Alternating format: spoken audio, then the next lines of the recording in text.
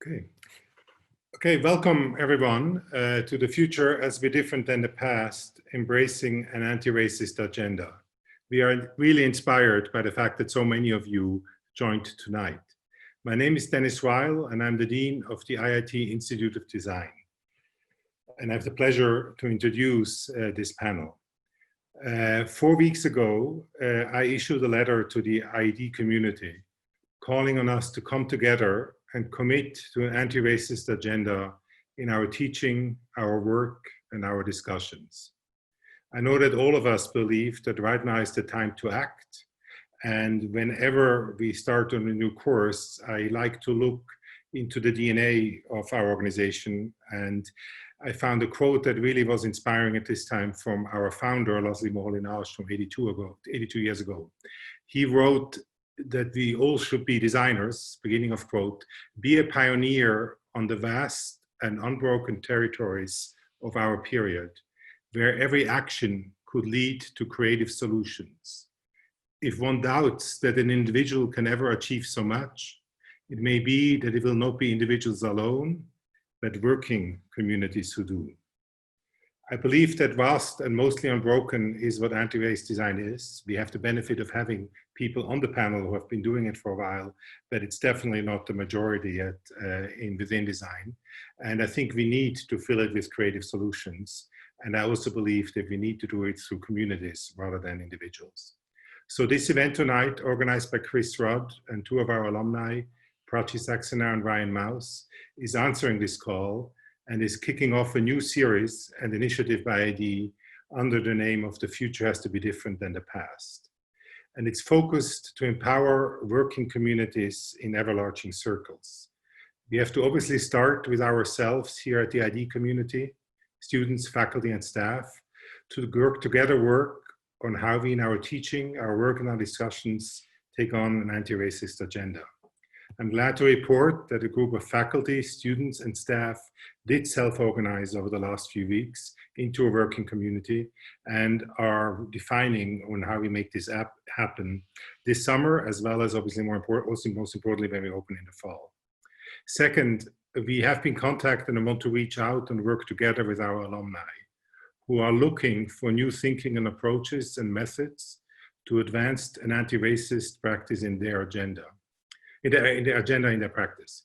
We believe that the focus of our school and our faculty on system level design, as well our recent focus on community-driven design, on design futures and the design of infrastructures, include new approaches that can be of help to our alumni, and we can share them on events like these. And lastly, the third community is collaborating with the broader design community, an example of which we have tonight. We are a very small school, and however, we see our contribution to the larger design community to be a pioneer of new practices, which is what we have been over our history. We have a new focus that we're embracing, and we're calling at this stage Design for Integrality, developing an approach that is not just doing no harm, which to me is the definition of inclusive design, which is removing barriers, but you have to continuously remove those barriers again, but shifting towards an anti-racist design by reimagining, developing, and help building new infrastructures that by their design create sustainable, just, and cooperatively developed systems and system interventions. Systems that instead of removing barriers are built in a way that reduces the chances that those barriers appear. As we embark on this journey, we are committed to sharing our progress and our new method development with the broader community. I look forward to this panel, and as I hand over to Chris Rudd, our lead faculty member for community design and the lead of our working community on anti-racist design, I would like to add my thanks to the panelists, Cheryl, Christina, and Norman, for joining the panel, and to Rashan, Prachi, and Chris, and the team that has organized the event. I hope that the event tonight will further inspire all of us to, using the words of Moholy, to be a pioneer in anti-racist design in this vast and mostly unbroken territory of our period. With that, I would like to hand over to Chris. Thank you.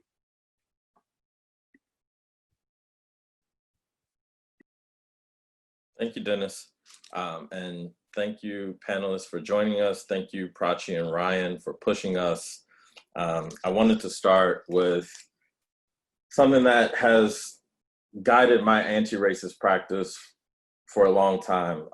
Lerone Bennett Jr. is a Black historian and scholar from Chicago, well, originally from Alabama, but really cut his teeth in Chicago as the editor of Ebony and Jet. And he wrote this book called Before the Mayflower, or that one, and also this one is from his book, The Shaping of Black America. There's a chapter called The Road Not Taken. And if you want to understand the creation of race and racism, particularly in this country, I highly recommend you read it. But I'm just going to read you the opening passage. He says, "A nation is a choice. It chooses itself at fateful forks in the road by turning left or right, by giving up something or taking something, and in the giving up and the taking, in the deciding and not deciding, the nation becomes. And ever afterwards, the nation and the people who make up the nation are defined by the fork and by the decision that was made there, as well as by the decision that was not made there. For the decision, once made, engraves itself into the landscape, engraves itself into things, into institutions, nerves, muscles, tendons, and the first decision requires a second decision, and the second decision requires a third, and it goes on, spiraling in inexorable processes which distorts everything and alienates everybody." And I think that is important for us to understand around this creation of race and racism, that it was not created by designers, but it is a design thing. And I think it relates to why we're here today. Had it not been for the young people fighting in the wake of the murder of George Floyd and Breonna Taylor and the so many victims of police murder, ICE detentions, we would not be at this moment. And so it is because of the decision made in 1619, as Nicole Hannah-Jones puts it, that put us on this path. And so if we are going to create new futures, it is my firm belief that we have to get rid of racism, that thing that is in our DNA has to go for us to have these just futures. And I think design is perfectly situated to help our population, our species, to do that, because we are a discipline towards action. And that relates to Lerone Bennett also. This is a picture of him that I have hanging in my living room. And he is getting arrested. So even though he was a scholar and a historian, he was also an activist. He understood that to fight racism, you had to act. And so I think, even though he was not a designer, he understood how do we design new futures, that we have to act. And so I try to bring his spirit into this panel, into this conversation, and to all the participants online. How do we begin to act? So I am so excited to have this group of panelists who I consider friends. Cheryl is like my newest friend now. And Dr. Harrington, Norman Teague, Cheryl Miller have all been acting on racism for a long time. And I am happy to have them share their work and trying to address these systemic inequalities, and then engaging in a conversation.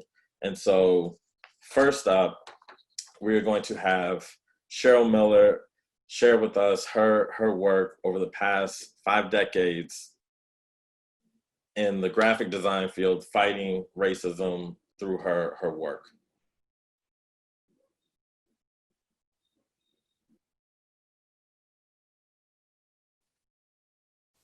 Okay, I'm unmuted, and I want to thank everyone for being with us, and I am really honored to be with you guys. You have no idea. I have to be really honest. Let's put some things contextually. The things that I might share tonight, they are truthful, so don't bash the messenger. Try to embrace the message. Put me contextually. This is not the first time that I've been in this kind of environment for change. Bauhaus is 101 years old. I am a baby boomer. I have lived 2/3 of that history. I started my design journey on a college tour that began from Washington, D.C., the day Martin Luther King was assassinated and Washington started to burn to the ground. And I asked my father, are we still going to New England? And he said, get in the back of the car, we're going. And I applied to 3 art schools, RISD, Pratt, and Boston Museum School. And at Boston University, I entered onto this path. Day 1, freshman year, September 1970, I stepped to the very first things RISD said to me as I was welcomed on campus. And I have been an advocate in writing as well as performing as a designer. And I realized I'm currently writing my 3rd article for print. I've completed all of my interviews. I'll be going to take a deep breath and begin writing maybe Friday or Monday to try to put everything together. This will be my 3rd and final article for print. And I realized that I've been doing this 50 years without a gold watch. And not only advocating, but knowing and feeling this journey. So you can only imagine, just put my journey back at the beginning and the unrest and leaving home burning to New England. And I can only tell you that the schools opened up, there were great reparations. And I got on campus with 40 to 50 kids that had been recruited from New York, Philadelphia. I was the only one from Washington. And they all took us to freshman dorm, orientation, and what a welcome.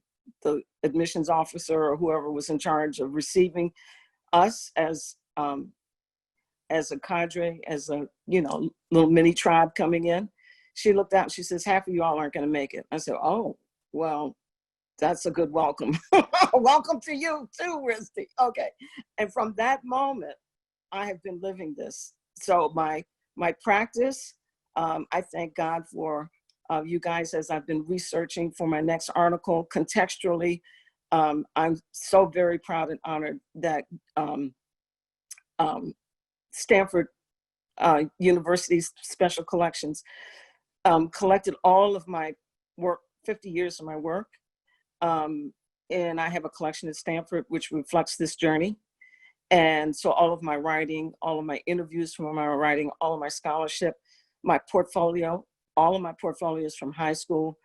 They wanted all of this from me for 5 schools of research, which anthropology, political studies, feminist studies, American history, and design, and that my work would represent content for future research as open source. And I can only tell you that my practice, when I look back and I contextualize it, and Dr. Harrington has helped me put genre in interviewing and everything, I realized what I was doing. As an advocate, I realized what I was doing, and I've had a voice. It was my scholarship that opened up, industry discussions, but my work, I'm just now beginning to release the work, and people are seeing the portfolio as a designer. And as I win awards and I travel, people have branded me, and genre has developed. And basically, my firm was out of New York City, corporate communications firm that defined the civil rights era, visual storytelling of a socially disenfranchised, marginalized community, social impact corporate communications, or social impact graphic design. When I look back at this volume of work that's now collected, I can clearly see what I was doing, what I could do again, and what I can inspire everyone to do in terms of finding an expression of using design for social impact. I can only tell you that my portfolio, I think it's pretty, but it's a visual anthology of our history through the civil rights era. And that's what it is, that's legacy and advocacy. And so with that, Rashawn's going to give us a clip. You can look at it. We can come back and talk about it. I think one of the questions is which one of these projects, is anti-race, but I've lived this whole thing. And I thank God that, I'm a baby boomer. I'm not even a junior senior. I'm young enough to keep going and old enough to have remembered it all. So if you'd want to show the clip, then. Cheryl. Yes. An audible. As we're watching, can you tell us what we're looking at? Yes. This is an example. This is the Joint Center for Political Studies, which I will read their mission. They are a nonpartisan, not-for-profit institution founded in 1970. The Joint Center uses research and information dissemination to accomplish 3 objectives: to improve socioeconomic status of Black Americans, to increase their influence in the political and public arena, and to facilitate the building of coalitions across racial issues.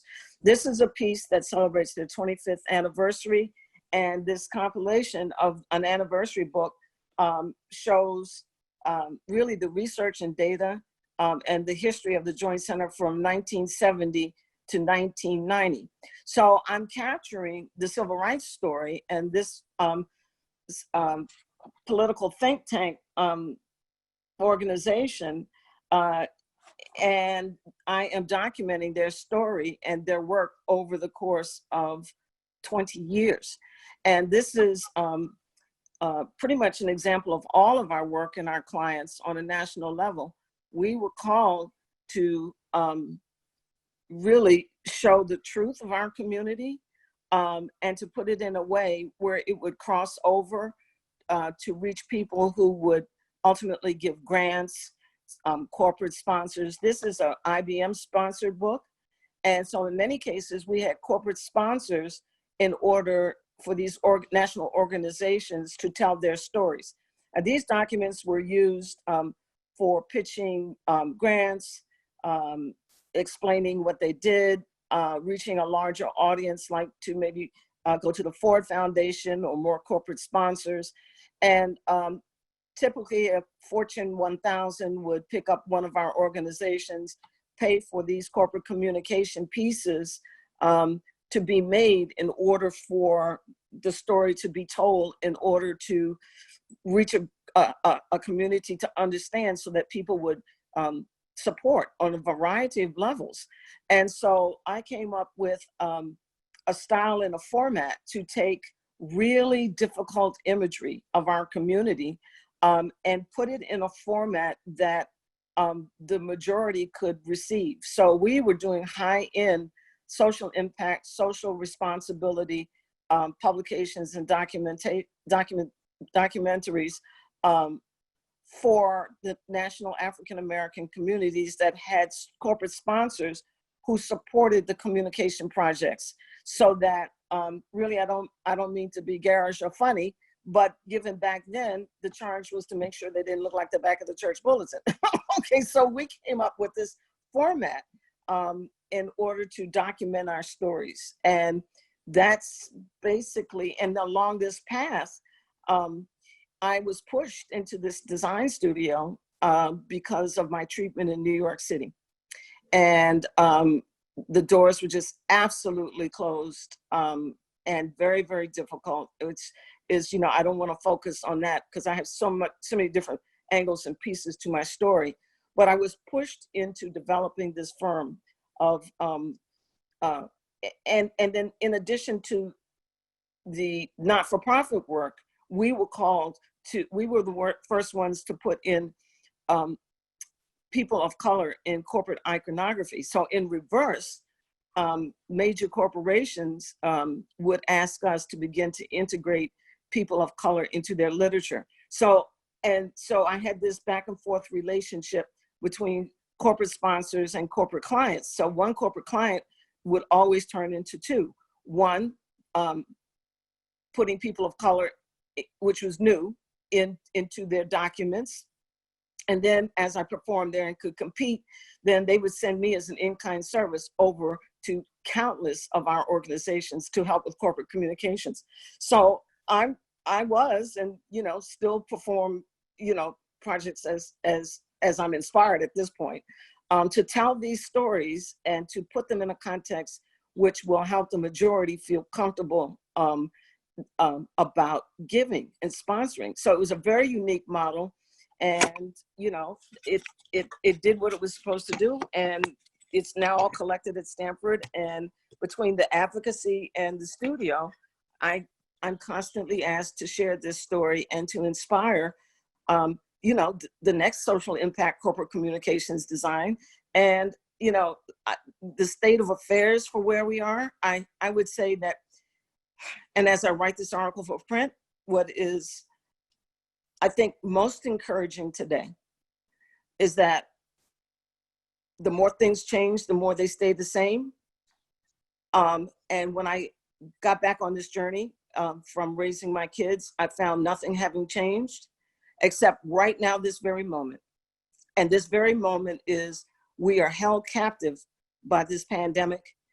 And it's almost like the universe is making everybody pay attention.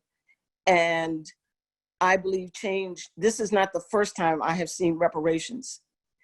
This happened after civil rights era. Change came. And so I am hopeful this very moment. If you'd asked me that before George Floyd, I would have said, we're going around this rodeo over and over again. But I'm having calls now, and I'm having outreach now that I've never had. And so the advocacy has gone viral because of a lot of reasons that I will be writing about. But the good news is there are people that want to help, and I'm responding. So here we are. I'll come back and answer some questions, but that's what I was doing. That's what I've always been doing. And I have a little motto: I'm not new to this, I'm true to this. And I thank you for being here. Definitely, thank you so much. And someone actually put a link, Jen Leonard put a link to your Stanford collection in the chat if people want to check that out while watching the panel. So thank you so much. And now my good friend, and when I say talk about putting anti-racism in action, I have marched with Christina, so I know she's about that action. So I'm really excited to have Dr. Harrington, Dr. Christina Harrington, tell us about her work on the South Side and with. Okay, yeah, I'm gonna share. Okay, I can't share my screen. Rashawn, could you let me share my screen or share those slides?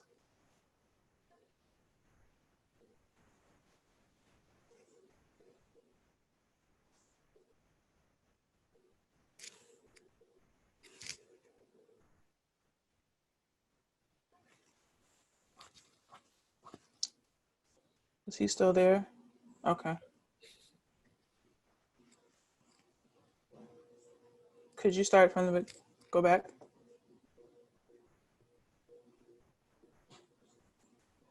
Okay. Yeah, so thank you, Chris, for the introduction. I am a designer, qualitative researcher, and I have been calling myself a technologist because I work kind of in the nexus of the design and computing space, the technology space, in an area called HCI, or human computer interaction, looking at the ways that folks interact with technology and the ways that we can support that interaction through interaction design. And right now I am an assistant professor in the School of Design and the College of Computing and Digital Media at DePaul University, as well as the director of the Equity and Health Innovations Design Research Lab. Next slide. I always,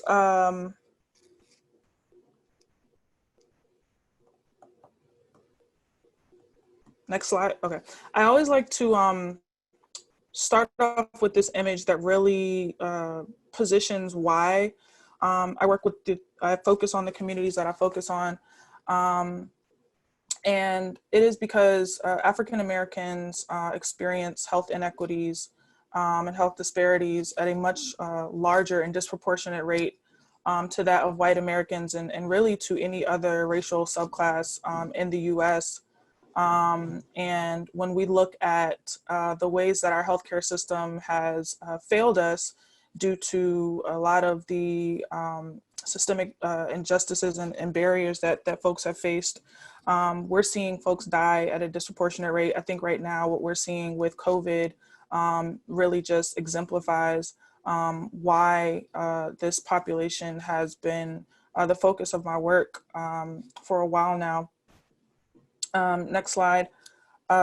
Specifically, the US has failed poor Black Americans, and human-centered design is not enough. And for those who are joining us who are not as familiar with the design lingo and the design jargon, human-centered design is the design that says we're going to focus and we're going to center the user and not the system.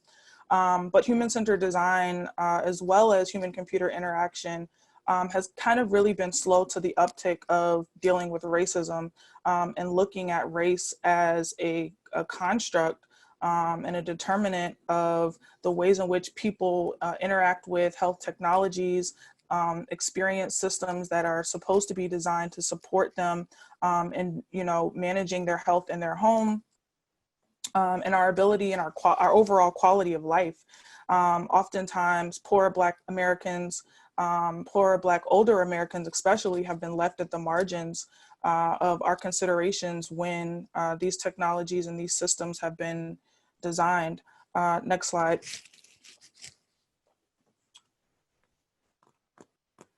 And so a lot of what I've been doing is reshifting the ways that we think about designing health technologies, and not just the systems themselves, but the methods by which we approach this systems design and the ways that what are we thinking about when we're considering technology access. Because oftentimes in the technology world, when we're thinking about access to technology, we're focusing on, can I touch it? Can I, does it consider visual impairments? Does it consider mobility impairments? Does it consider hearing impairments?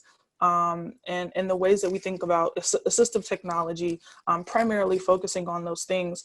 But we know that if you read into the digital divide and you look at who has access to technology and who doesn't and why, we know that access is about so much more than just sensory capabilities in the ways that our body and our functional limitations and the ways that our body can interact with technology, but it's also about our social cultural experience, our background, our literacy and proficiency with technology. We have various populations that for a number of reasons have lower technology proficiency, either because of the level of educations in school, just the access of broadband and Wi-Fi in certain communities, and also the cultural relevance of technologies for certain populations. And that is to say, when we think about the ways that certain things are designed, do they make sense in every setting and for every population to be used equitably? And we know that it's not the case. Also thinking about economic viability, is this something that we can afford and can be afforded to be sustained in certain communities? And that's, very rarely the truth. And then lastly, thinking about anti-oppressive systems. When you think about how we use data, how we use surveillance, how we're using algorithms, and the ways in which, a lot of these technologies have been designed, who do they disproportionately impact? Oftentimes, Black and brown folks are the ones that are at the butt of you know, technologies being designed and then being targeted and used against us to kind of encroach upon our civil liberties. Next slide. So a lot of the work that I've been doing, you know, number one has been very community-based, very community-centered field work. And in the design world, you know, when we think about the ways that we design things in studio culture, I've been working really hard to break studio culture when we're thinking about the technologies that are designed specifically for Black Americans, older Black Americans, going out and doing community-based, participatory and collaborative research with communities to understand their technology needs and the ways that they envision technologies. Leveraging methods like speculative design and thinking about the future of tech, the future of systems, with communities, for communities, and thinking about their history in certain geographic areas and environments, as well as their history with certain systems, because it doesn't make sense for us to, you know, tweak facial recognition to meet, you know, the needs of Black and brown folks if we know that facial recognition inherently, you know, was designed as a surveillance for Black and brown folks. And so thinking about the ways that we can totally rethink the conceptualization of technology with these communities and what that means in terms of design methods. Next slide. And so, yeah, I've been spending the last, well, really since I've moved to Chicago, working with a group of Black elders in the South Side of Chicago, re-envisioning technology specifically in the areas of health and wellness, and thinking about, you know, from the ground up, like from scratch, what does it mean to sustain your health with the use of any tool? Because it might not, you know, technology doesn't always have to be technical. Technology can be pen and paper. Technology can be a toothbrush. And so rethinking what we mean when we say technology, the ways in which we conceptualize devices and systems directly with this group.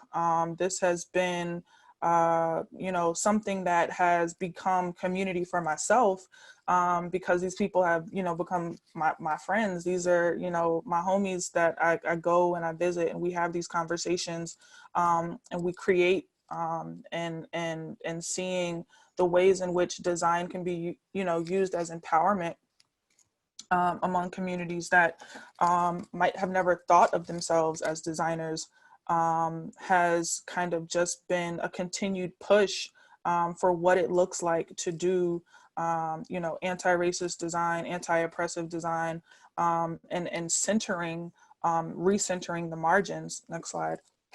And so just really quickly out of my work, some of the things that I've been thinking about of just, you know, how do we center anti-racism in technology work is centering the history of Black, Indigenous, and Latinx folks in your design process. Oftentimes as designers, we have that you know, that we know that design model of the design process where we do research on the front end and really centering the history of marginalized populations when we are going into a project to understand, number one, does this project even need to be done in the ways that I'm envisioning it? Is it going to cause more harm than help? You know, who am I really centering? And that kind of brings to number two of thinking about shifting to community-driven outcomes, not just community-based, but getting out of the way, particularly when you're going into communities that, you know, you don't identify with. We all know that there are oftentimes a lot of spaces in which designers think, you know, I want to help and I want to do design for social good or technology for social good or development for social good. And it's like, you know, what is your commitment in those spaces and what is your commitment to pushing the outcomes of the actual community and not your own? And then thirdly, acknowledging new measures for data practices that eliminate harm. What does it mean to rethink the ways that we engage with data, data collection, data science, and data practices? And lastly, centering equity and not just equality and not just inclusion, but equity. Because again, like I mentioned, when we think about the fact that there are so many different communities that don't even have Wi-Fi access, that don't even have access to digital broadband, you know, we can't start at the point of an interface. We can't start at the point of tweaking features on the system. We need to revisit if the system itself is going to be a solution. Next slide. And so lastly, I wanted to share out some groups that are doing this work, that are dedicated to anti-racist practices within the design space. Collocate, Design Justice Network, Data for Black Lives, Data in Society, and the Creative Reaction Lab. You know, a lot of folks that you might be seeing right now speaking on these panels that are dedicated to this work. So I just wanted to share a few of those, and I know I'm at time now, so thank you, Chris, for keeping me honest. No, thank you so much. Thank you for your work, and thank you for your friendship, and being in the struggle too. So no, very much appreciate it. Yeah. And next, I am happy to have Norman Teague join us. I met Norm at the MCA because he was doing an amazing project around the Black Commons, and is a wonderful industrial designer, and just dope. So I'm gonna happily turn it over to Norm to tell you about his work. Hi guys, thank you so much for having me, Chris. And it's a pleasure to speak with you, Christina and Cheryl. I don't know if I still can't share my screen, but I can start by telling you I grew up on the south side of Chicago, and racism was quite a normal thing, particularly thinking about design. I had no idea, but I think it's important to let you know that I was introduced to design via drafting, hand drafting. Some of you don't know what that means, but I did drafting, Norm. I did drafting in high did? school. Yeah. I love that. And I went on to Harold Washington College, where I studied architecture. And from there, I went to Columbia College and studied what I thought was interior architecture, but I was introduced to a wood shop, and it changed my world. Another important thing that I feel like should be noted, I found that I really loved using my hands as well as my mind to work on things. And I think that our education system is not slightly failing us, has failed us to allow us to think in these 2- and 3-dimensional ways, and how they work together. And so thinking about my point, I wanted to bring a particular project called Back Alley Jazz to you guys, and tell you why I think it's subconsciously my anti-racism project amongst majority of my projects, because I think ultimately I'm thinking about making things, of course, but as a community person who's seen the marginalization of our neighborhoods, I always try and find in the deepest way possible ways in which that we as designers can collaborate and deliver what I want to call Black joy. And I think Back Alley Jazz was an amazing project that was exactly that.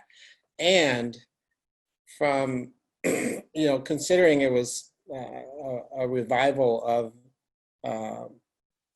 something that had happened in the 70s, I felt it was rich for not only South Shore, but we would have did it in Inglewood had we had the partners to do it there. But we were asked by Hyde Park Jazz Festival to help them think about ways in which we can bring people from outside of the neighborhood around the University of Chicago and Hyde Park area to the Jazz Fest, and we thought it would be best to try and bring the Jazz Fest to those communities. And so Jazz in the Alleys was sort of the real motivator, because it was this real organic feel. Okay, next slide. Next slide. So Jimmy Ellis was the sort of lead man back then. He's a saxophonist, amazing artist, photographer. If you see anything from Jazz in the Alley, not anything, but a lot of the photography was done by himself. Next slide. So we were given the opportunity to work on this project, and we wanted to curate a number of artists, performers, and architects to take over a block on the south side of Chicago. And of course, introducing it to all of these people. And these are some really high moments in jazz. Maggie Brown, phenomenal DJs, Ray Chardonnay, architects, Sharon Samuels. I mean, like a real good mix of something soulful to happen. Sydney Chapman, a phenomenal, all these people were phenomenal to work with, but they all got to work with one another to make something happen in somebody's backyard on 73rd and Paxton. Next slide. I'm gonna run through this. And so this was just some of those moments that happened with Maggie Brown and Sydney Chapman's group. And we really tried to put a timeline to what started jazz. And so it started with an African group, and then Bombo Cambayo, and all of these amazing artists and designers got together to take over someone's yard for a day. Next slide. Designer Eric Hotchkiss worked with Maggie Brown to really highlight not just the yards themselves, but the sort of corridors to getting to the yards. And they work with the young people in the neighborhood to get these built. So literally, I think the exposure, a lot of these kids hadn't used these types of tools and things like that. So really just an introduction to some of the components and parts of the process within the design world. And all of that put together brought about the next slide.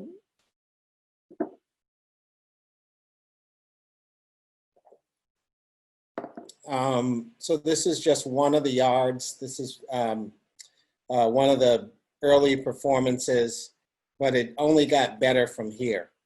Moments before this thing started at 11:30, it was raining, and we had worked literally for 2 years to make this happen this day. The moment at 12 o'clock, the sun came out, people were extremely happy, and it turned out really great. The last slide. I think this is the last one. Next. And so this is one yard, and then the overflow into the next yard of the amount of people that really came to enjoy this moment. Part of the origination of this was to not come in and curate this thing every year, but literally show the community how to do this and sort of hand that off to them. For us, this is a phenomenal turnout, but the fact that they did it the year after in 2019, and they'll do it again this year in 2020, is the sort of Black joy that I think design can do. I also design furniture, and I teach in industrial design at UIC, but people have to be a part of your design practice in some way or another. If we are designing things, the forefront of that thing are people.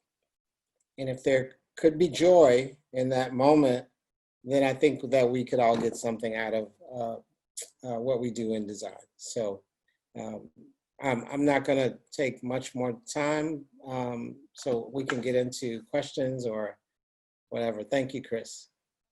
Thank you. So quick side note, my grandfather was a jazz DJ. So this is like awesome. Did you get those records? No, his wife still has them, but Okay. we're all family, so I need to get back in there and see. But then I gotta learn how to DJ so I can actually like sound good. Another class. Okay, so I'm gonna try to get through mine as quick as possible because I want this conversation with you three to happen. Rashawn, can you throw mine up there real quick? And I'll just give, so quickly, the title for this series, The Future Has to Be Different Than the Past, comes from a project that I did with some students at ID with Boxville Market last year. And so it was called 51 Futures because we wanted to bring design to the Washington Park neighborhood where I live and bring design tools to folks to help them imagine and build the future that they wanted. And so I had no idea how to do that. And so I came up with this, go back, Rashawn. Came up with this statement, this Mad Lib, to have people tell us what it was going. And, you know, it became a really powerful thing. And it really kicked off how I thought design could actually create anti-racist futures. So the one statement that a resident added to, or the one thing they added to the statement was the perception of Black folks. And that statement resonated with everyone who came by our studio on 51st Street. And that was what they wanted to figure out.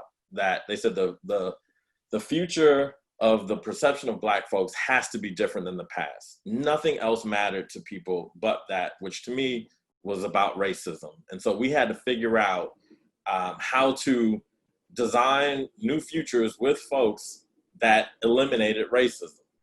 So that really propelled me into my research over the past year. And so I'm just going to quickly talk about two exercises that I was doing or have done with students at ID over the past year to help further a practice of anti-racist design.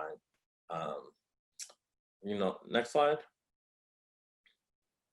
So but one of the activities that I did, like I don't call it a method yet because I think it still needs to be refined. But what I've noticed is it's hard for people to say what racism is and then therefore what anti-racism is. So I thought, well, what if we built racism? That I very much believe that racism is a tool, it's a technology, it is a thing that can be utilized by whoever uses that tool or needs it for their purposes. And so if we can build it, can we break it? And so one of the activities where students had to take this pot, and the first thing was they had to make it racist.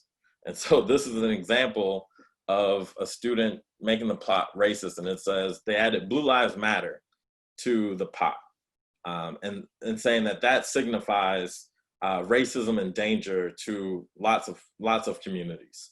And so they did this. They had to break down the architecture of their new object, and then the homework was to make it anti-racist. Now, as you can imagine, making things racist is real easy in our world. Making things anti-racist is very, very hard. Next slide. So that wasn't so easy for everyone. I don't think it was easy for anyone, but we started to collectively get at ways in which to do it. Now, I know this looks kind of simple. You just added some QR codes, but each of these QR codes took you to a video, one that talked about what is race, the biology behind this concept. Another one took you to Black Lives Matter website. And so each one took you to a new thing to allow you to expand your understanding of race and racism. And to get involved into some type of anti-racist activity, whether it was donating or signing a petition. And so this is one representation of a way a student did it. There was many others that were really, really interesting. But thinking about how to make inanimate objects anti-racist. And if we could do that, then we could start to build anti-racism into all the things design creates: processes, technology, services, etc. Next slide. One of the second activities we did, which was pretty controversial at our university, a little bit. We decided, so one thing I've noticed in a lot of systems thinking and systems design is that, or particularly around business, so design is very much created to help capitalism keep going. And so in business models, we never see how racism and sexism keep businesses afloat, even though we can understand how much profit it makes companies based on wage differentials and et cetera. And so I said, what if we could start really mapping these oppressions? And so let's start with the thing that we know the best, and that's the place in which we teach and learn. And so students started to, they did interviews to try to understand how oppression exists in our own institution, and then map, using a socio-ecological map, how it exists, how it's connected to the larger system. So this is one example of a map a group of students created. So they went from micro to meso to exo to macro, and thought about each way this one incident, these purple quotes, were connected to larger patterns and structures in IIT and the city and the country as a whole. So these are two examples of ways in which we're trying to understand how these insidious systems exist and make them overt. Lots of times we all know, you know, we say, oh, something's racist, and then someone says, oh, no, it's not. That's not really what it was. But if we can start to map and really highlight what does that mean for a future? Next slide. And so the culmination of the classes for me was creating these anti-racist design principles. And I don't think this is a complete list. There's tons more, but this is where we landed after the course. And so one is that if we're going to build things, if we're going to design things, they should challenge the concept of race. Two, they should initiate critical conversations. I like to highlight Dr. Leslie Ann Noel and the critical designers alphabet, like that would be perfect here. And three, facilitate collective anti-racist action. And so again, all of these things are action steps, not just ways in which to consider. We consider a lot, we think a lot, but design is about doing. So how do we now do? And so these are just some things that we have done over the past year, and I look forward to doing more during the next school year. We're starting a initiative for social technology to really start to put into practice designing anti-racist infrastructures and lots of other things of that nature. So I will stop there. And please, if you're in the participant, if y'all could go to the chat and go to the panelists and either throw up some claps or some whatever, just to let our panelists know you heard them and appreciate what they said, I would really appreciate it. And so now, thank you all for all your work, and ready to talk? So the first question, yeah, y'all can keep flooding the chat with claps. They deserve it.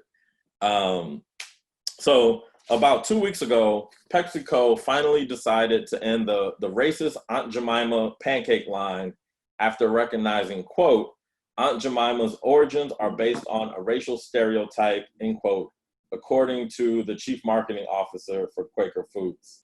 The Aunt Jemima pancake line had undergone 6 branding changes over the 130-year life of the product. So that means 6 times a design or marketing team created racist imagery to sell a product. I'm gonna shout out Leslie Ann again. So during a conversation with Christina, Leslie Ann, and Cheryl last week, we started to talk about racism, design, and quote unquote changes happening in the country after the mass rebellions in the wake of George Floyd's murder. States are now removing Confederate statues and companies are removing symbols of racism. But as we see with Aunt Jemima Pancake's, design has played a role in creating and making racism digestible. So my question is, what is the rebel flag or Confederate monument of design to you? Yes, Cheryl. You're on mute.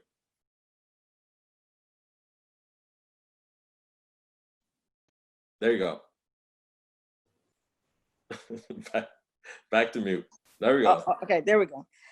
All right, I'm going to make a very bold statement. And please do not bash the messenger. We have a theological term that's called synoptic. Synoptic is not parallel. Synoptic means, in my world, I'm a graphic designer, I'm a communications designer. And just metaphorically, let's say I have a studio window at the corner of, southeast corner of Madison Avenue. And then there's another studio on the northeast corner of Madison Avenue. The parade is marching when you're, and coming down or up Madison Avenue. From your window, we're looking at the parade, but we have two entirely different views. And that is synoptic. We're not looking from the same place, parallel. We have two different views of the same situation. So what I'm getting ready to say is my synoptic view through mid-century development of graphic design. I would, and don't bash me, and this is sacrilege, what I'm getting ready to say. I would like to retire the Paul Rand look. I would like to retire mid-century Helvetica. I want to retire flush left. I want to retire rag right. I want to retire white space. I want to retire the Swiss grid. Now, I didn't say do away with it. I just want to retire it because it is the look of my oppressor. It's the look of the era in which if your work didn't look like that, or they did not feel you were schooled in that, your work wasn't good enough. And I want to retire. It reminds me of the oppressor. It reminds me of the challenge of mid-century design. I told you, I'm a baby boom. I lived 2/3 of Bauhaus, okay? And when I see that look, even in your slides, the only thing it says to me is, you cannot enter, you don't belong, you're not good enough, you don't know how to use this. And I almost dare, I would like to see some thesis projects where we really get into the sociology, the culture, and the history of these typographic designers. What was the tension in the development of Helvetica? Where is this birthing from? It's all spirit. And then what are the messages up from the mid-century that this typeface and this style have been non-verbally communicating to us like DNA?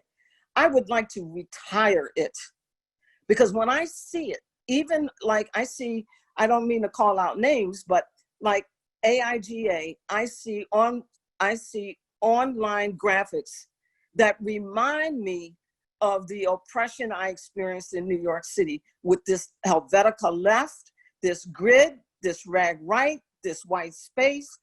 It is the Confederate flag and statue of the graphic design industry for anybody who did not participate, or they perceived that you did not know how to use this typographic and design system, okay?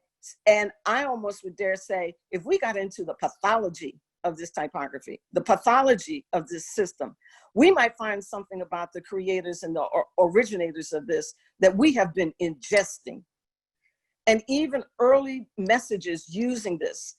This is mid-century nonverbal methodology of communication, as well as creating this exclusivity, and it's racist.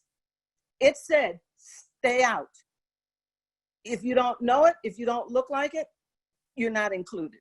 So I'm sorry about that, but I'd love to retire the Paul Rand look. So y'all see we are off to a real start.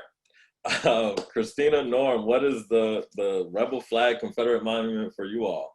Oh, no apologies. No, I said it.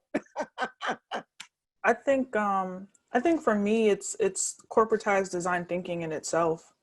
I think that, you know, as a scientist, coming into design, you know, one of the things that I learned a while back in my graduate studies was that research metrics and a lot of, you know, scientific research is kind of guided and measured by metrics that were developed by white men for white men. And so when you look at corporatized design thinking in cases of what we see with like, and, you know, again, not to bash companies, but to use, you know, examples that we know very well, you know, IDEO and the ways in which, you know, design thinking was kind of coined and thought of as this affluent and privileged activity that then made, you know, non-designers think that they don't know how to design, when inherently we're all designers. Black people have been designing. We've been doing conceptualization. We've been doing ideation. We've been futuring. We've been speculating. And so I think for me that Confederate flag, that monument, is the corporatization of design thinking in itself. This concept, because it's created systems that have done more harm than help, that are still there and reminding us of that, right? Every time you log on to Google and you see an algorithm of, if I search for appropriate hairstyles and white men come up, and I search for inappropriate hairstyles and black men and black women come up, you know, that is the legacy of corporatized design thinking. That is the legacy of centering white men and non-Black folks in design processes. So for me, dismantling that, you know, removing that from how we base our design as a practice and as a field is really important, because that's kind of been this thing that's carried on, you know, decade to decade, of, you know, what's kind of haunted us as thinking, okay, we have to measure up to what this design thinking lens is for my portfolio to look good, for my product to sell, for people to resonate with it. And that's just not the case. I agree wholeheartedly. And I'm going to second that with a retiring of neocon. It is, and this talks really, for me, about physical space and feeling welcome within a space. It is the most white corporate American thing that you could ever think of, that I've ever visited in Chicago. And I'm gonna bounce back and say I'd like to celebrate monuments like the African American Museum of History and Culture, because it resonates in just the opposite way. You have a collaborative team of Black men thinking about Black space, thinking about a narrative that represents that Black space and welcomes everyone into it, but also educates them. And I feel like neocon is just the opposite. There's absolutely nothing neo about it. It's the same white sort of driven corporate thing that allows corporate America to share equity in a whole lot of ways. And I just feel like that has been color has been a missing link for Chicago's neocon for years. So I'm gonna stop there before I get too into it. Next question. All right. I won't get everybody into too much trouble. So second question is, around the country, businesses, universities, and so on are declaring that they are going to embark on a more racially just path, ID included. So what do design schools, studios, and the field in general need to become anti-racist? Not inclusive, not just diverse, but anti-racist. I'll start there. I think that institutions, from what we're seeing, institutions have to own their history. You have to own your history. You have to acknowledge your history of harm, whether it be, unintentional or whatever. I think that starting there and analyzing what elements of your organization, your university, your company, your department still uphold that history. Because a lot of the practices that we're seeing that are harmful to Black and brown folks in academia, for instance, way outdate myself, probably a few folks on this panel, as just things that have always been done because that is the way that they were, defined. When we look at like conversations around, can we, improve the police department? No, because the police department is doing what it was intended to do, right? That the origin of the police, of law enforcement, was to govern Black people. And so when we look at universities in the same way, a lot of these institutions were meant to keep us out. They're doing what they've always been meant to do. So owning that history and looking at the ways that, current elements of what you're doing still uphold that history, and then shifting, those practices. And again, like every panel I've been on, the conversations I've had, Chris and I, we've talked last week, is my whole thing right now is just get out of the way.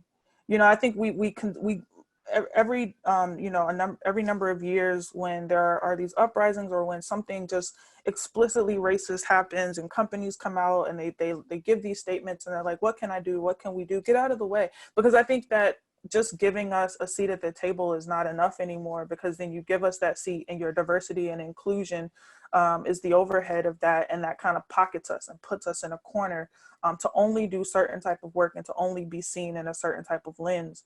But get out of the way at this point, see Black and brown folks for the quality of their work by putting them in the front of these organizations, letting us lead in the ways that, we are inherently able to do. And so I think, it's time for folks to acknowledge that history. A lot of these statements I feel like are a lot of lip service and not really saying much, because folks are not identifying the ways in which they've really caused harm in the past, right? You can't say, oh, well, from here on out, we're going to be anti-racist. Okay, do you know the ways that you've been racist in the past? Do you know the way, the harm that you've caused to these communities that you now want to hire all of a sudden? Just saying, let me bring in another Black faculty to this department, or a Black designer to our group, doesn't really work if you still have the same structures in place that are going to cause harm to those people when they get there.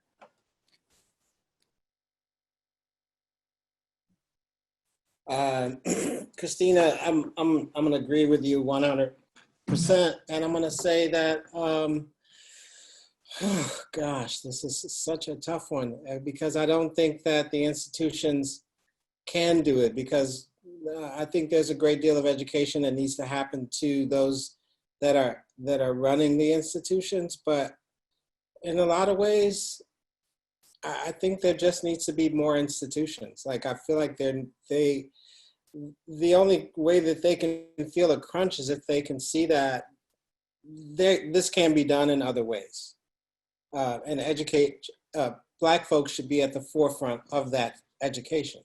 I can't tell you how many episodes that there's been where Black folks were trying to be in those institutions and couldn't be educated properly because most of the staff that was supposedly critiquing and advising them didn't quite understand the subject matter that they were presenting to them. And so it just leads me to think that, maybe our bachelor's and our master's degrees should really be coming from, from Inglewood. From those that are educated within Inglewood can start those smaller institutions that allow you to get the needed attention that I think we're not getting in the current institution. And yeah, I should stop. Cheryl, what do schools? Yeah. Okay, mine's kind of simple. Is to be able to look out into the future that is actually here. The minority majority is already here. And I believe all of these institutions have to deal with their fear. They're just gonna have to get over it. It's not even that it's coming, it's here. Okay, and when you can deal with your fear and accept, then some of this reactionary behavior that is racist, a lot of it is fueled out of fear. And I don't know how folks can calm down and just get over it, okay? Just read facts, okay? The majority deals with facts and data, okay? And all you have to do is look at the data of the babies that are here, all right? The script is already flipped. And we're getting a lot of pushback of fear. So I would just like to see, folks kind of get over this and accept this. This is just the way it is, okay? And the sooner that we can relax and accept and deal with your fear, people are responsive. The minority majority is already here. They're toddlers, they're growing up, okay? And I just would like to see everybody kind of relax and accept this. And we'd get along a whole lot better, because reactionary fear it's demonizing at its best. Okay, so folks just need to get over this. This has already happened to America. And so that's really kind of all I have to say about it. The next tribe is here. Just relax and get over it, and let's work together. Let's work together with this, because they're not going anywhere, okay? There you go, that's all I have. I was talking to a colleague who I actually co-taught politics of design with earlier today. And so in this working group, one of the things I asked was, give an example of anti-racism. And that was a hard answer for people on the committee to provide. And so it had me thinking, and, so that became everyone's homework. And one of the things I thought about is a longtime family friend who runs a school in New York, and their practice. So first they fought for integration in the school to make sure that they were Black, brown, white together, which was hard to do, but they did it. And then one of their standard practices, every time the police kill anybody, the next day all the students go out and protest, like clockwork. And so I have friends who teach at that school, and they've been activists for a long time, and they said, we would almost forget sometimes, or they wouldn't know that a murder had happened. And like the next day, the students were coming to them and saying, hey, what time is the protest? And so it just became the culture of the school to fight racism.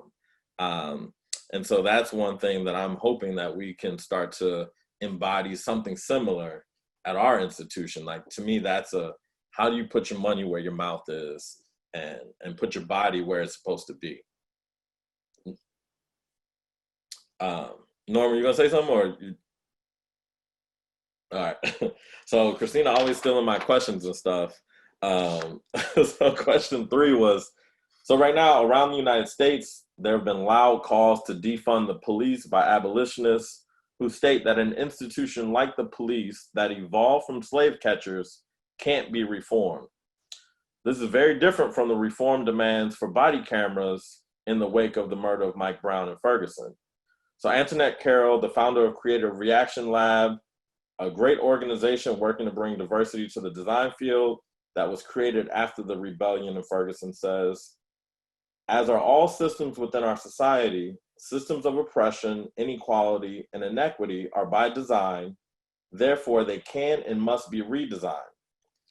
And so kind of like what I was saying in the beginning, racism has been designed into every system we know. So what would it take for design to end racism?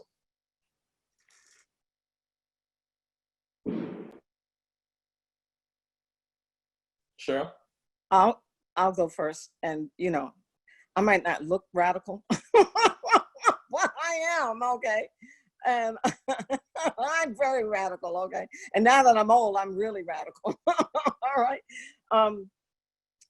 In my industry of communications design and graphic design, I would like to eradicate, remove, amputate sophomore year of art and design pedagogy. Rip it out, and get rid of the professors.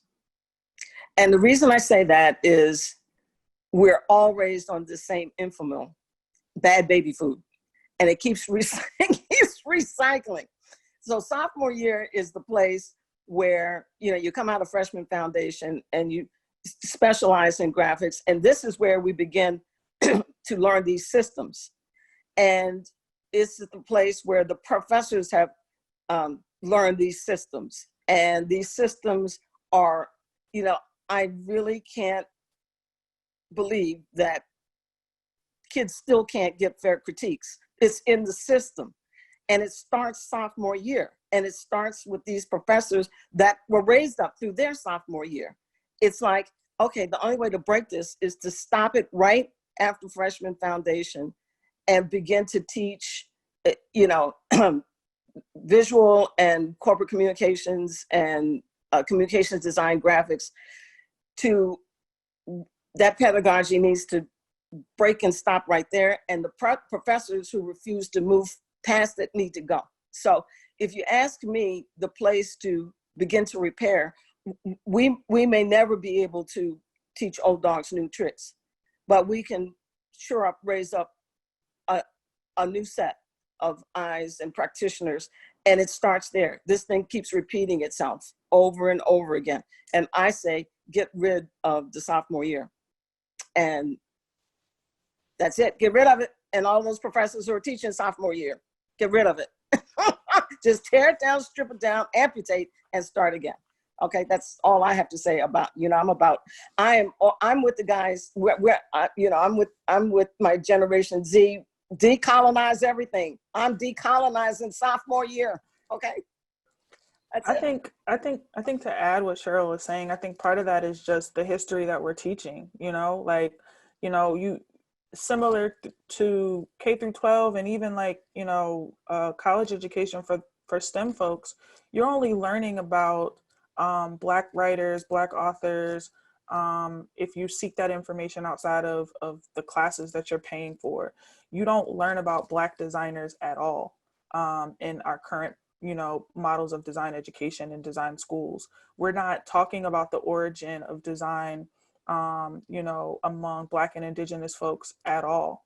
We've really learned design to be this European-centric, Bauhaus-driven entity that kind of erases us. And, you know, what's really interesting is that, you know, for those who may not have, who are not familiar with, you know, this past Saturday, we had the We Are the Black Designers event. And what was really ironic for me is in the last 2 weeks, I've been in community with Cheryl Miller, with Fo Wilson. I've been introduced to Michelle Washington, and it's like, we've been here, you know, that Where Are the Black Designers? We've been here and we're not learning that history. And so for me, I think, you know, how does design, you know, dismantle racism? We first start looking at the history of Black and Indigenous folks in design, and then, you know, let Black women lead. That's always going to be my answer to, you know, a lot of things, because I think that there are Black women who have been talking about futuring, who have been talking about speculative futures, who have been talking about, and all of these things are design, right? Because they're the ways that we think of alternatives to our current reality. I think listening to Black women, you know, including Octavia Butler, N.K. Jemisin, Kara Keeling, and the ways that we're teaching design students about design, about conceptualization and ideation, you know, those things have to be part of it, because if we think about just how we think about inclusive design, or even universal design, and for anyone who's not familiar, who's watching this webinar, who's not familiar with universal design is essentially a concept that says if I design for people who have disabilities, I encompass those who are not living with disabilities and their ability to interact with a product or a space or an environment. And I think if we start to centralize the margins by listening to the ways that Black women have talked about speculative futuring and you know, Afrofuturism, if we center Black, queer, and trans folks in how we think about products, environment, spaces, and technology, we're encompassing everyone else by default, because the people who have been most oppressed, you know, by designing for them, we're encompassing everyone else. And I think that that is the ways that we move towards.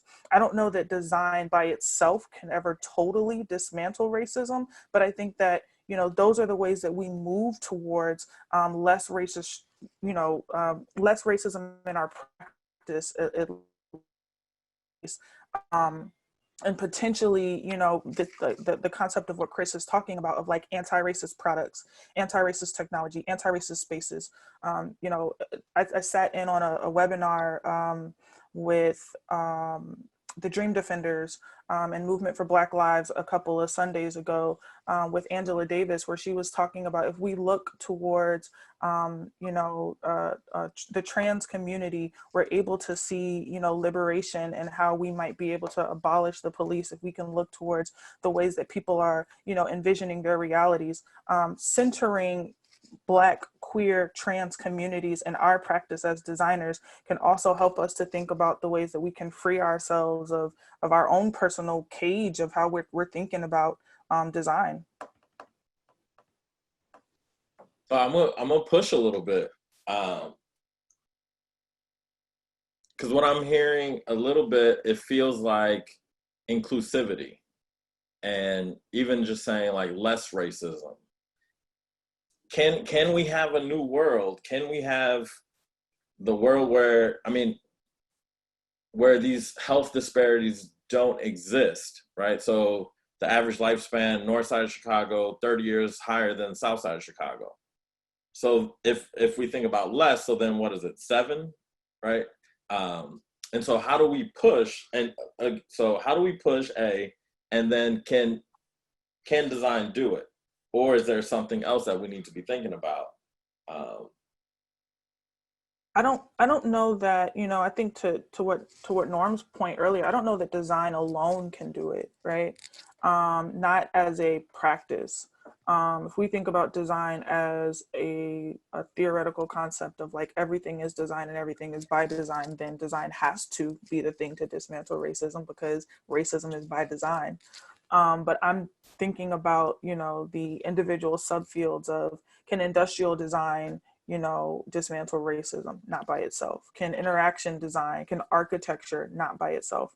But I think that design as a concept, like a theoretical concept, you know, it has to, we have to redesign education. We have to redesign, you know, community care. Instead of policing, we have to redesign healthcare and healthcare systems and the ways that people have access to that. We have to abolish capitalism and redesign our economic structure in the U.S. Right? All of these things have to come by design. And so I think that, you know, there's 2 entities of design that I play around with in my mind all the time, or how I make sense of it. And so I think that design as practice, it is a step to get there. Design as theory, it has to be. Christina, I'm gonna second you, and I'm gonna also say that you guys have said, well, I think somebody said in here, maybe I said it, education has failed us. And so how do we change the future? Can we put, because I think neighborhoods like mine and others similar to it have a lot of vacancy. And I'm not saying this will work in every neighborhood, but I think if there was an architect on that corner instead of a liquor store, if there was an industrial designer that I could reach at an early age, then I think that we've started to figure out how to raise more designers. And I think that some of the charges in being a designer is that you're thinking about the subject matter that you're about to engage, which is your research. You're thinking about how to make the thing that comes out of the thing, whether it be a space or a tangible object. And all of these are lessons that I think, if introduced at an early age, could possibly raise more designers, more thinkers, more people that are protesting and really thinking about the system and breaking the system. I think that would be the way in which I think that design, if we can make it a lot easier to access, then I think that we are doing our part. The rest is just whatever, because, you know, if they're meant to be a lawyer, they're going to be a lawyer. Yeah. But there'll be a lawyer who knows how to think, you know? So I just feel like that's a missing link. We enjoy the thoughts of a Black Wall Street. I feel like we don't collaborate we need to collaborate in those ways a lot more. And so with time, it'll get there, but yeah, systems are hard to break. You have to develop systems to break them. Great. So I know we are over time, but I also figured that was going to happen. So I talked to our panelists about staying for an extra 15. They agreed. So if you are attending and would like to continue for another 12 minutes, we're happy to have you. This is my last question. And so you all know how much I appreciate you, your work, and your dedication to creating a better world, whether it's through graphic design, industrial design, or designing new technologies. It is all needed to create the future that our species deserves. So can each of you share something that you learned through your anti-racist design work that can help other designers?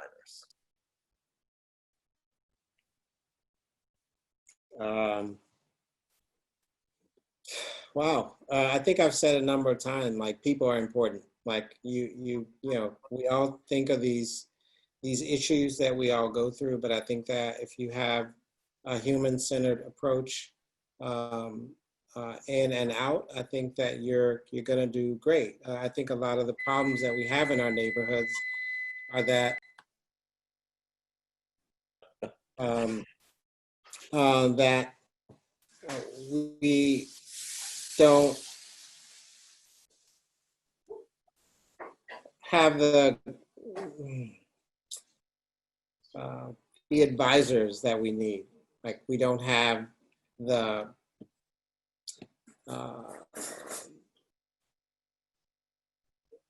Chris Rudds who we could, like, stop in and say what's up. As a young man, I ran with a gang for years until I figured out, like, I'm about to die or become a drug addict. And so I had to figure out some things, and I knew I had learned a few things that might get me a job. And so I ran with that. And I just feel like we have to give those options, because CPS is not going to do it for us. And we already know that the institution has gatekeepers that won't, all of us won't make it. And so how do we just bring those things closer? That's all. I'll quickly say that I don't know how much it's going to help other designers, but the thing that I've learned is that we as Black people have always been and continue to be a very, you know, we are people of radical imagination and ingenuity. And, you know, I think the culture comes from us. Design, you know what I mean? We're and should be designed around it. That's a hill that I'll die on. And so I think that the biggest thing I've learned in our practice is to look to, you know, our community for creativity and for the future of these systems and these technologies.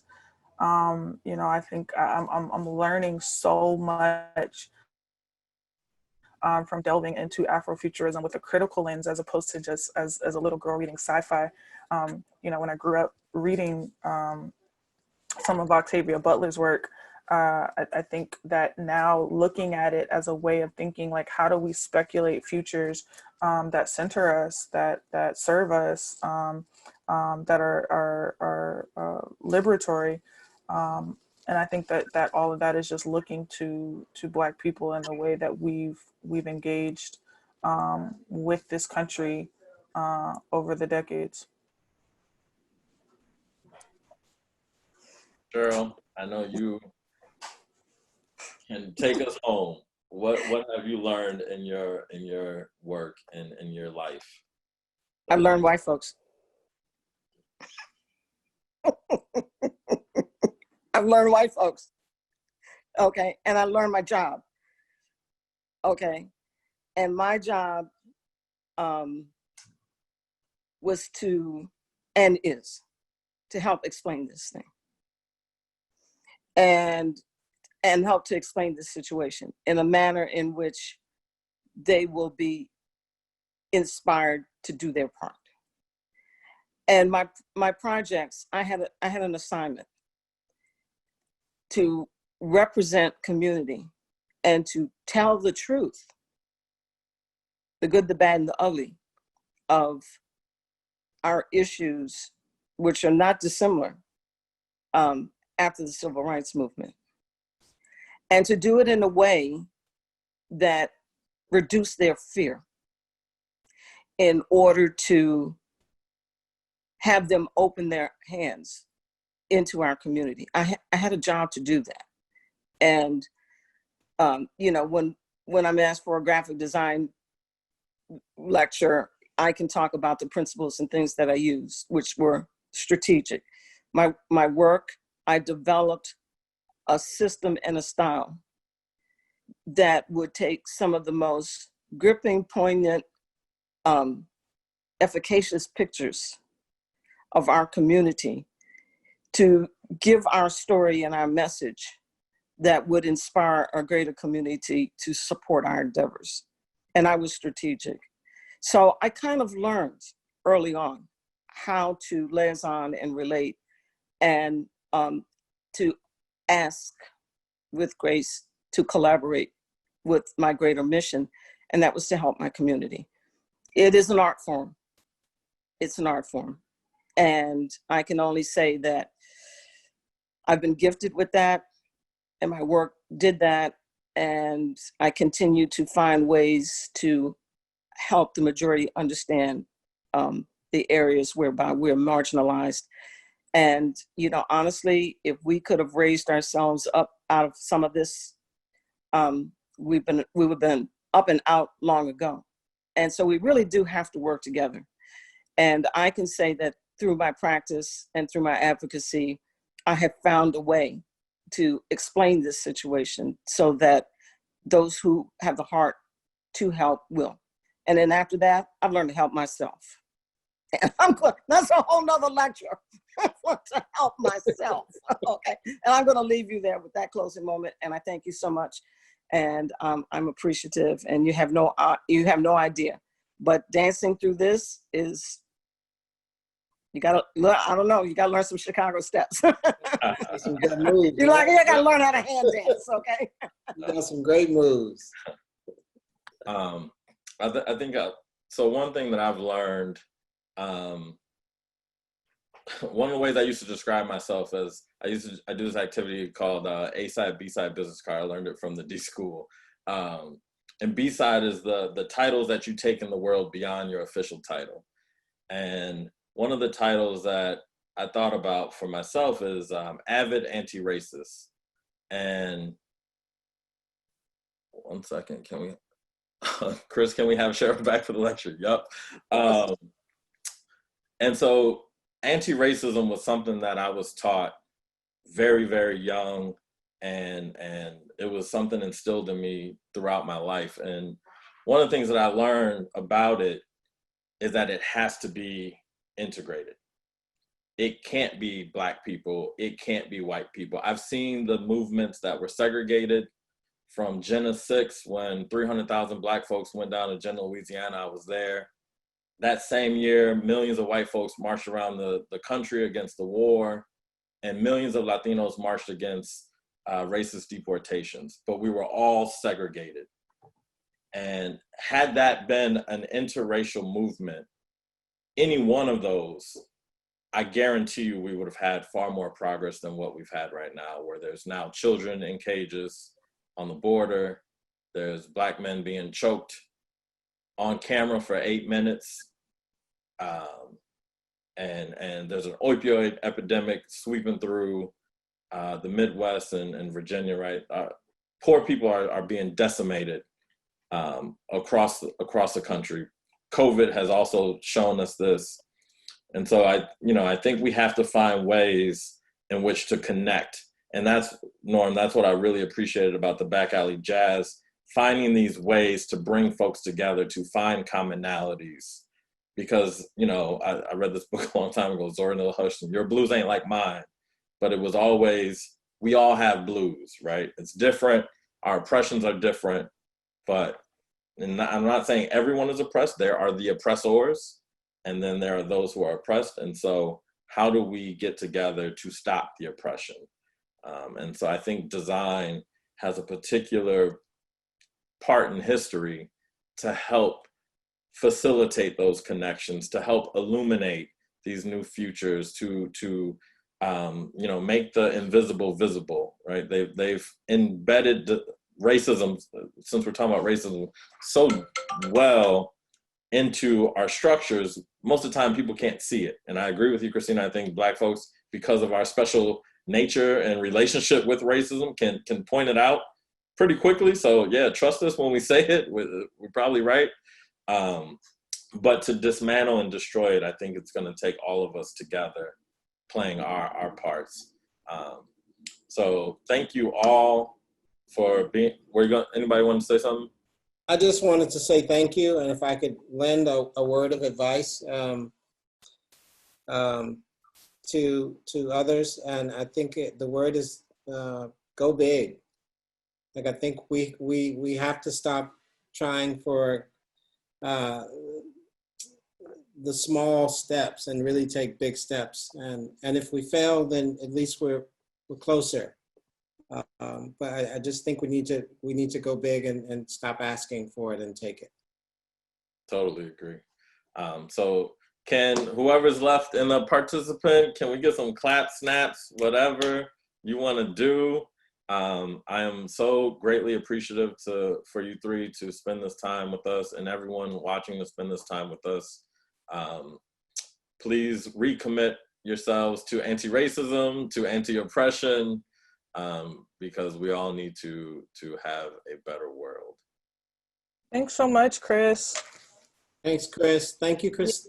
Dr. Harrington. Yes, thank you, Chris. And feel free to find me on LinkedIn or Instagram. I for years I stop for everybody, so the answer is always yes. You're welcome. And I can't always say I'll answer the question you want me to answer, but I'll answer. God bless you. I look forward to gathering. Absolutely. Definitely. All right. All right. Bye. All right. Ciao.